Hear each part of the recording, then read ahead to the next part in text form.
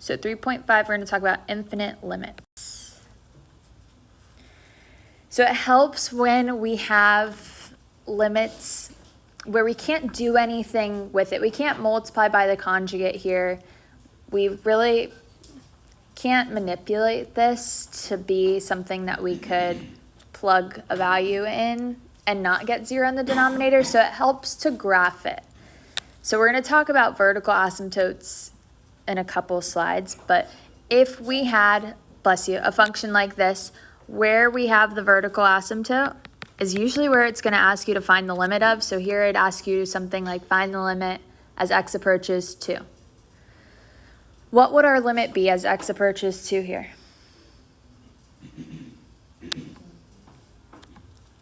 If it asks for the limit as x approaches 2, what would that be?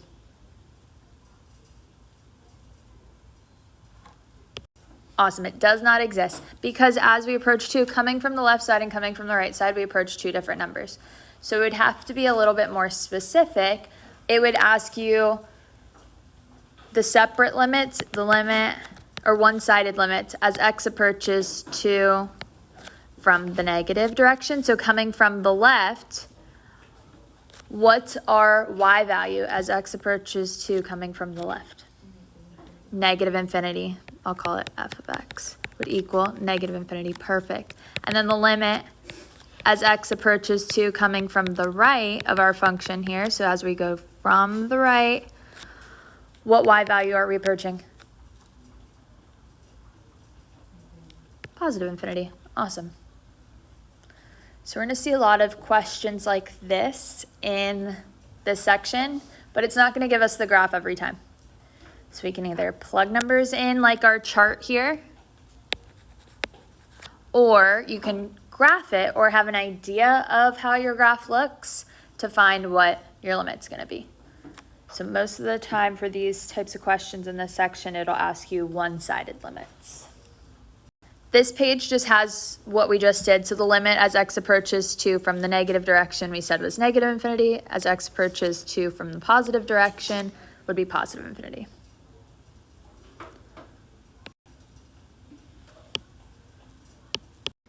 So it says determine the limit of each function as x approaches 1 from the left and from the right. So let's just say if it asks for the limit as x approaches 1 of our function here of 1 over x minus 1 squared. So it gives us the graph as x approaches 1. What would our limit be here? What are our y values approaching? Positive infinity. Awesome. They're approaching the same value, so our limit exists. It approaches positive infinity. So that would mean since our limit exists, if we ask for the limit as x approaches 1 from the positive direction and the limit as x approaches 1 from the negative direction, I'll call it f of x just so we don't have to write it again. What would our one-sided limits be? As we come from the right, what's our limit approaching? Or what's our limit? Positive infinity. As we come from the left, positive infinity. If our limit exists, your one-sided limits are going to be the same thing because they're approaching the same number from both sides. Let's find our limit for b. So the limit as x approaches 1 of negative 1 over x minus 1. So it gives us the graph here. What would our limit be as x approaches 1? Do we approach the same value? So it does not exist. Let's talk about our one-sided limits then. The limit as x approaches 1 from the positive direction, so coming from the right. As we come from the right, what's our y value? Negative infinity. Awesome, because it's going down. The limit as x approaches 1 from the negative direction, positive infinity. Perfect. So For these types of questions, they're not going to give you the graph every time. You're going to have to understand the graph. We're going to do that by talking about the asymptotes on the next page, but something that's super, super, super important is to understand the graph of 1 over x squared and 1 over x. So I've talked about this in the last couple sections. If you guys know what the graphs of these look like, it'll help you when you have something similar. So we know that 1 over 1 minus, or x minus 1 squared would be something similar to this. So 1 over x squared looks like this. And then 1 over x looks like this. So a lot of the questions in this section are going to kind of stem from these, but it's just going to not be exactly the same. It may have like a +2 here. So it may just shift our graph a little bit, but we're just going to be kind of sketching our graph in our head to see what exactly where we are, if we're going to go to negative infinity, positive infinity, or if we're approaching the same value. All right, so on the next page, we're talking about vertical asymptotes. So if f of x approaches infinity or negative infinity as x approaches c from the right or the left, then the line x equals c is a vertical asymptote. So this is just the definition of our vertical asymptotes. Next page, to find a vertical asymptote, we set the denominator equal to 0, but we have to keep in mind our holes. So I'm going to say look out for holes.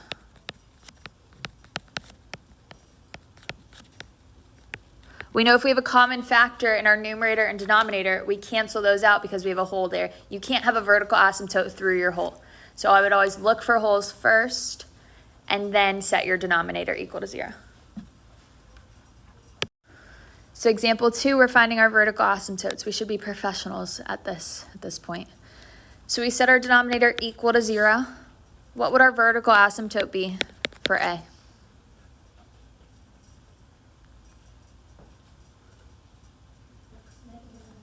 X equals -1. Awesome. We divide by 2, so x plus 1 equals 0, and then subtract 1.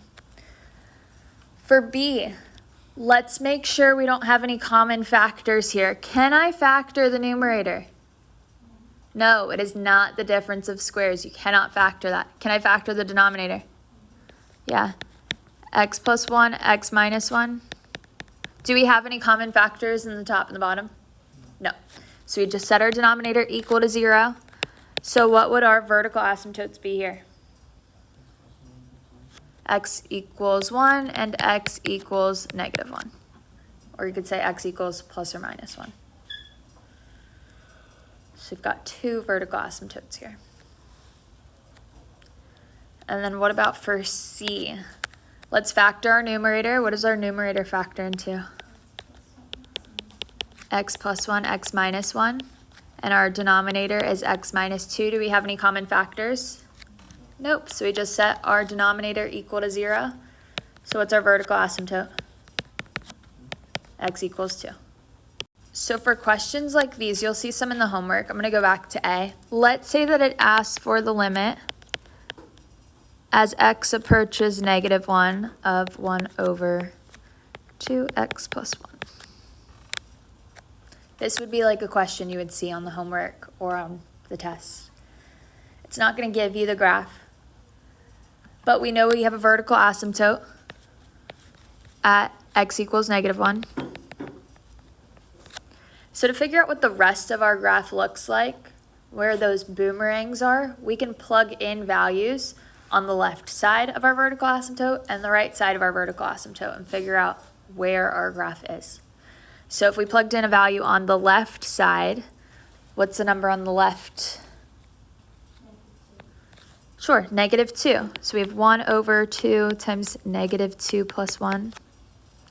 So this would be -2 plus 1 is -1. So 1 over -2. So -1/2. So we'd be down here. So that tells us that our boomerang is going to be below the x-axis here. Let's plug in something on the right side of our vertical asymptote. What's the number on the right side of the vertical asymptote that we could plug in? 0. So x equals 0 with 1 over 2 times 0 plus 1. So this would be positive 1/2. So we're going to be above the x-axis, so our boomerang's going to be here. Yeah. So what would our limit be here as x approaches -1? Does not exist because we approach two different values. What about if we asked for one-sided limit? So the limit as x approaches -1 from the positive direction. Where is our y value going? Infinity. And what about our limit from the left as x approaches -1 from the negative direction? Negative infinity, perfect. So for these types of questions, when you're dealing with the asymptotes, you want to just plug in values to see where your graph is, and that way you know if it's going to infinity or going to negative infinity. Any questions here?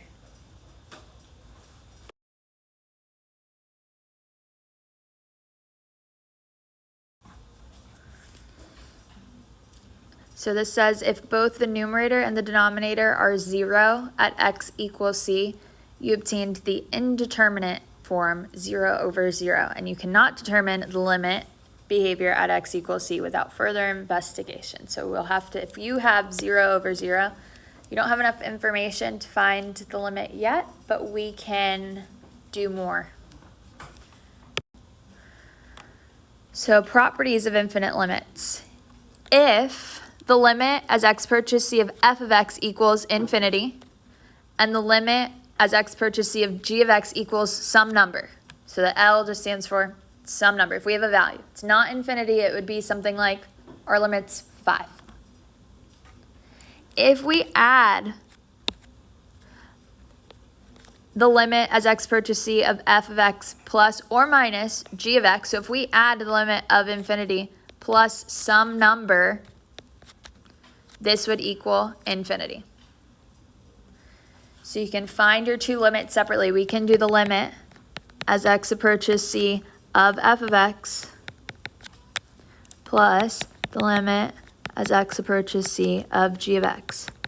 We know that if the limit of f of x is infinity, doesn't matter what the other limit is if it's some number. If it was negative infinity, we'd have to do a little bit more, but if you're adding infinity plus another number, it's still infinity. Same idea when multiplying. We can find the limit as x approaches c of f of x and multiply it to the limit as x approaches c of g of x. If we're multiplying infinity times a value that's greater than 0, then our limit would be infinity. If we multiply by a number that's less than 0, so if we're multiplying infinity times a negative number, then our limit would be negative infinity.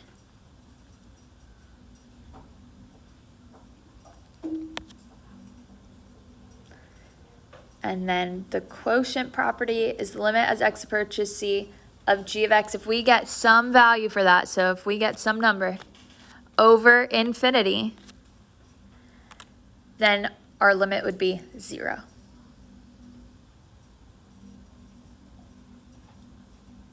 And it says, similar properties hold for one-sided limits and for functions for which the limit of f of x as x approaches c is negative infinity. So let's do example 3. Find the limit if it exists. So for A, we're going to use our limit properties. I'm going to find the limit as x approaches 0 of 1 and add that to the limit as x approaches 0 of 1 over x squared. What would our limit as x approaches 0 of 1 be? It'd be 1. Now our limit as x approaches 0 of 1 over x squared, we've talked about this one. This one's one of those graphs that I told you have to memorize. It looks like this. What would our limit as x approaches 0 of 1 over x squared be? Infinity. Our f of x, our y values are going up to infinity. And what's 1 plus infinity? Infinity. So the limit as x approaches 0 of 1 plus 1 over x squared would be infinity.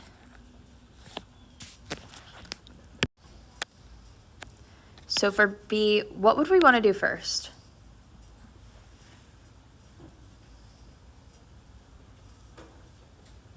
We can do some simplifying in here. We can keep change flip. Keep the numerator, change to multiplication, and flip the denominator. So when we flip it, it becomes x minus 1 over 1. So here we're finding the limit of x squared plus 1 times x minus 1.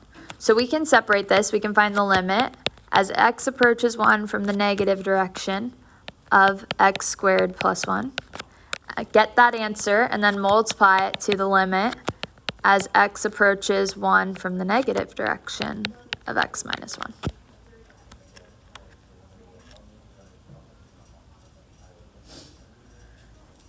In the first one, we can just use direct substitution. We can plug in 1, right? When we plug in 1, we get 1 plus 1, which is 2. So the limit as x approaches 1 from the negative direction would be 2. Times, what would we do for the second one?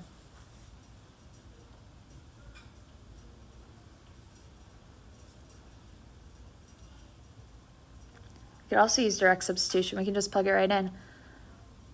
1 minus 1 would be what? 0. What's 2 times 0? 0. So our limit as x approaches 1 from the negative direction of our function here would be 0. Another way that you could solve this, if you didn't separate the limits, is you could have FOILed these two together if you wanted to. And then you could use direct substitution and plug it in.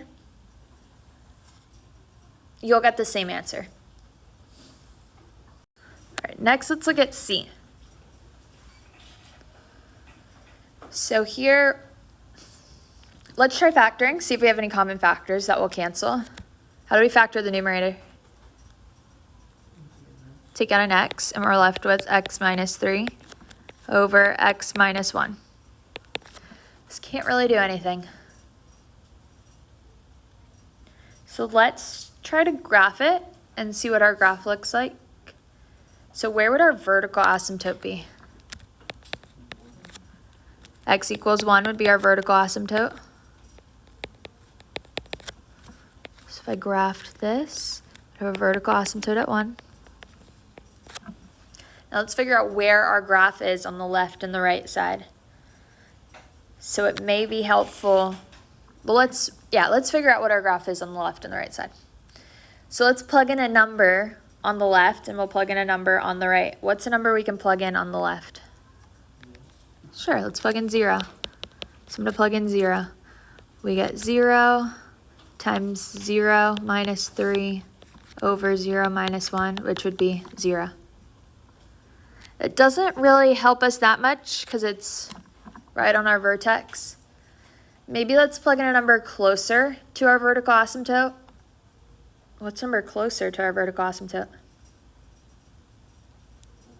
1/2. I'm going to plug in 0.5. So if I had 0.5 times 0.5 minus 3 over 0.5 minus 1. So we get 0.5 times negative 2.5 over negative 0.5.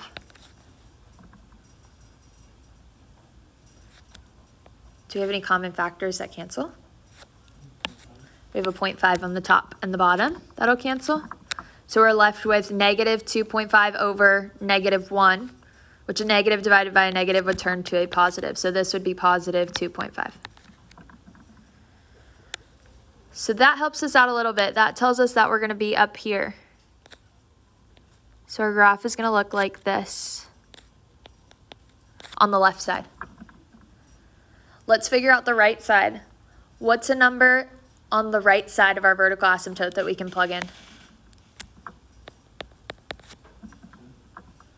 Sure, let's plug in 2.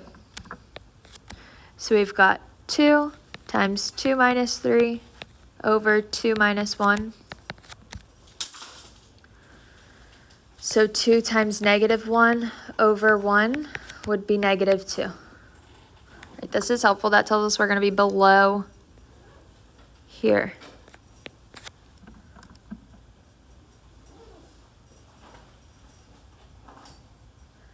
So what would our limit be as x approaches 1? Does not exist. Awesome. We're approaching 2 different values at our asymptote, so it does not exist. But we can find one-sided limits here. Let's say it asks for the limit as x approaches 1 from the negative direction of our function. So coming from the left side, what would our limit be? Positive infinity. Awesome. And then coming from the right side, so the limit as x approaches 1 from the positive direction, it would be negative infinity. Because these two values are different, our limit does not exist for the whole thing. If this were a question on the test and it just asks you for a one-sided limit, you don't have to find both sides of the graph, just plug in numbers. If it just asks for the left side, plug in numbers on the left side of your vertical asymptote to see what the left side of your graph is doing.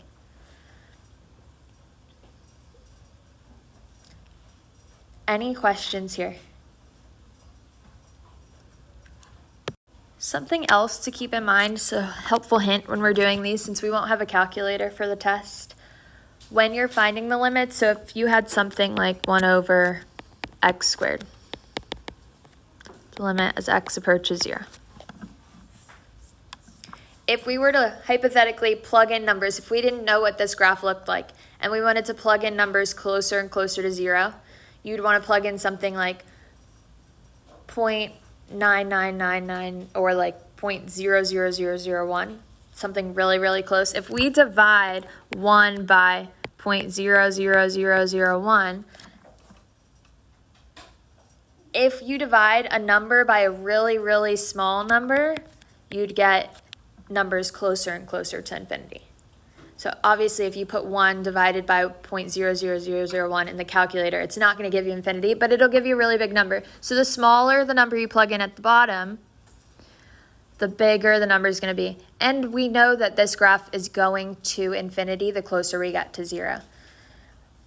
But if we forget, if you divide a number by a really, really small number, you're going to get infinity.